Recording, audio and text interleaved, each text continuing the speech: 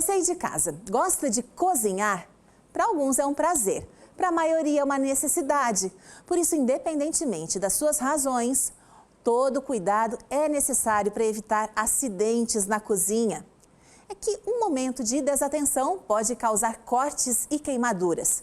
Por isso, a gente traz esse assunto para o programa de hoje. E quem vai trazer essas dicas é o Micael Melo, que está com o bombeiro Jairo Machado para nos passar todas as orientações. Boa tarde, Micael.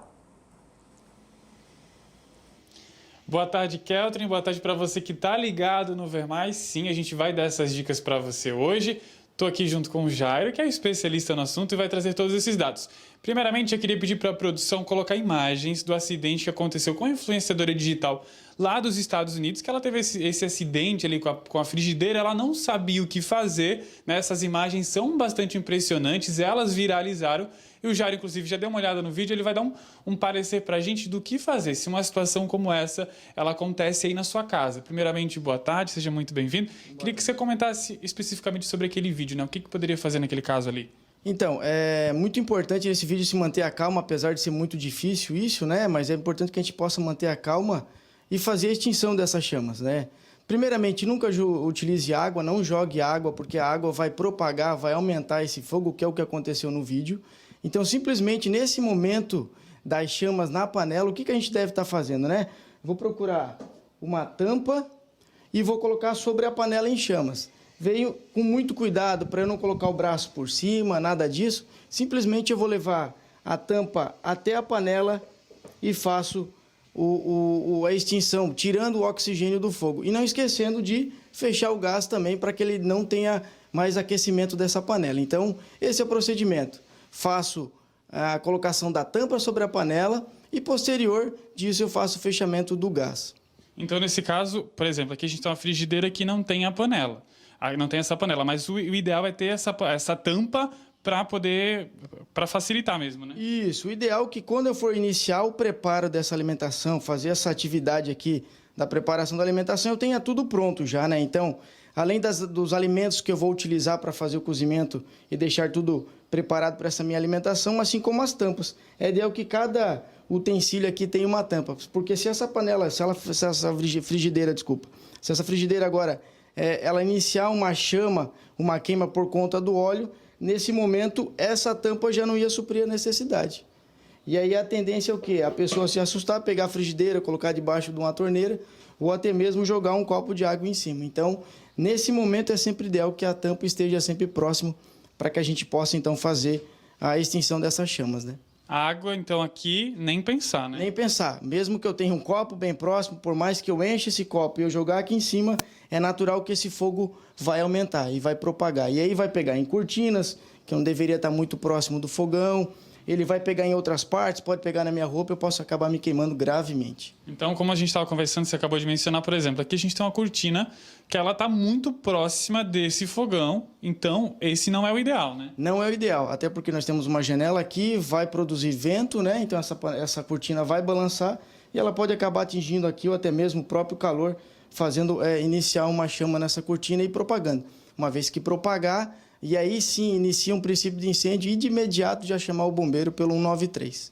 E, por exemplo, então, o ideal, se você cozinha, é deixar a janela fechada, a porta fechada? Esse é o ideal, então? Isso, o ideal é que não tenha ventilação aqui, até para não apagar as chamas, né? Porque pode acontecer do quê? Eu estava falando da alimentação, eu acabei saindo desse local aqui e deixei a comida fazendo por si só. E aí, por conta da ventilação, do vento, acaba apagando as chamas e o gás vazando. E aí, quando eu retornar, pode ser que ele venha dar uma ignição, uma explosão internamente por causa desse vazamento de gás. E o gás sempre para o lado de fora, então, né? O gás sempre para o lado de fora, né? Não dá para deixar para o lado de dentro, porque corre o risco dele apresentar algum vazamento, ele vai vazar dentro de casa. Então, sempre para o lado de fora e sempre que não utilizar, deixar o registro fechado.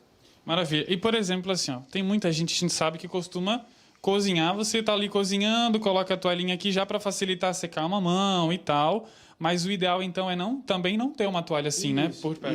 Não utiliza a toalha porque ela pode ser uma forma de que ela possa cair na alimentação ou cair sobre o fogo, acabar pegando fogo e propagando. Então, não é ideal que eu tenha. Posso colocar ao lado na própria pia para que eu possa estar utilizando quando for necessário, né?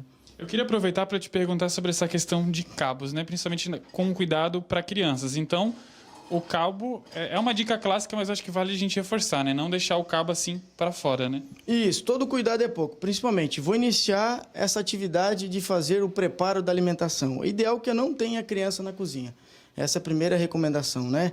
Porque a criança tira a nossa atenção e ela está fazendo diversas coisas enquanto eu estou me preparando. Então, o ideal, não tenha nenhuma criança aqui próximo da cozinha. E quando eu estiver fazendo todo o preparo, todos os cabos, todas essas partes da panela que pode gerar algum risco de eu bater, devo estar deixando sempre virado para o lado de dentro do fogão, para qualquer lado, desde que eu não possa acabar batendo e jogando ele para o lado de fora com o preparo que está acontecendo aqui, né? E no forno tem que ter algum cuidado específico? No forno sempre o cuidado se eu vou acender o forno para fazer alguma alimentação, é o ideal que eu acenda o fósforo ou risque o isqueiro, e aí posterior a isso eu faço o acendimento através do registro do gás. Não faço ao contrário, não abro o gás e depois o fósforo, porque pode dar uma ignição, porque o gás já vazou nesse espaço pequeno aqui e dá uma pequena explosão e acabar me queimando. Certo. Agora, a gente saindo um pouco do fogão, a gente vai falar, eu pedi para o Juliano mostrar aqui, ó. Uma tomada como essa aqui, é uma extensão aqui que está com 3 eletrodomésticos ligados na mesma extensão, e elas, no caso, vão estar numa tomada só as 3. A gente também estava conversando sobre isso. Então, o ideal, isso aqui está totalmente errado, né? Isso. O ideal é que quando eu faço o projeto da minha casa, então a cozinha tenha várias tomadas para elas ser dimensionadas conforme os meus utensílios, né? Nesse caso, quem está utilizando uma extensão, essa extensão não tem um plug fusível, então se der uma sobrecarga nessas tomadas, ela vai levar diretamente para a tomada da residência, onde pode começar um curto-circuito. Se tivesse um plug fusível ali, ele ia automaticamente desligar e ia cortar a energia desses utensílios e nada iria acontecer. Até porque alguns acabam demandando mais energia que os outros, então também tem que ter esse cuidado, né? Ou às vezes eu vou estar com os 3 ligados, né? Porque eu tenho essa possibilidade, os 3 estão conectados, os 3 podem estar ligados. Então o ideal é que eu não utilize extensão, nem os benjamins, os T's que a gente mais conhece, e sim eu projeto a minha casa para que ela tenha várias tomadas, para que ela seja dimensionada conforme os meus utensílios, né?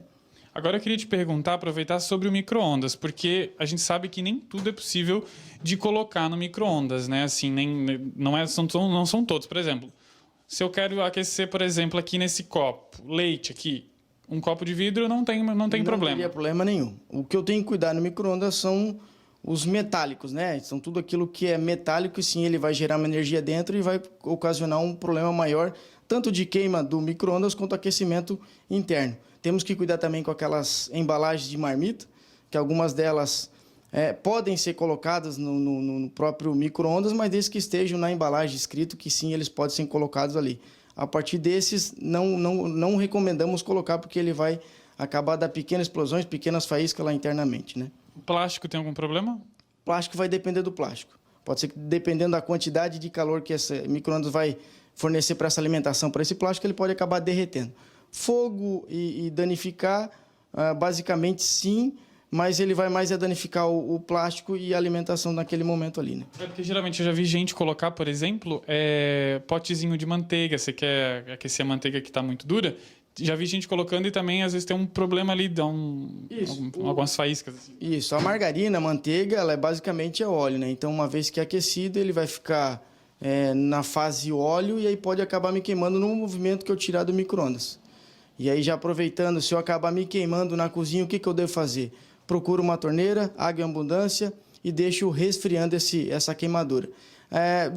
Se for uma quantidade maior, de um espaço maior queimado, sim, procure imediatamente o centro médico para que a gente possa, então, fazer uma avaliação. E se for uma grande parte do corpo, e novamente ligar o 93 para que a gente possa dar o primeiro atendimento, né?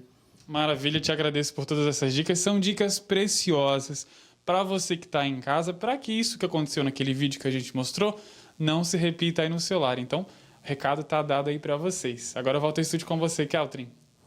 Obrigada, Micael. Reforçando, realmente muito importante essa dica, não apenas para quem é solteiro, mora sozinho, mas para você que tem criança em casa. Então, tem que ficar atento, porque basta um descuido. E quero agradecer ao bombeiro Jairo, então, que nos atendeu o nosso convite para trazer essas informações.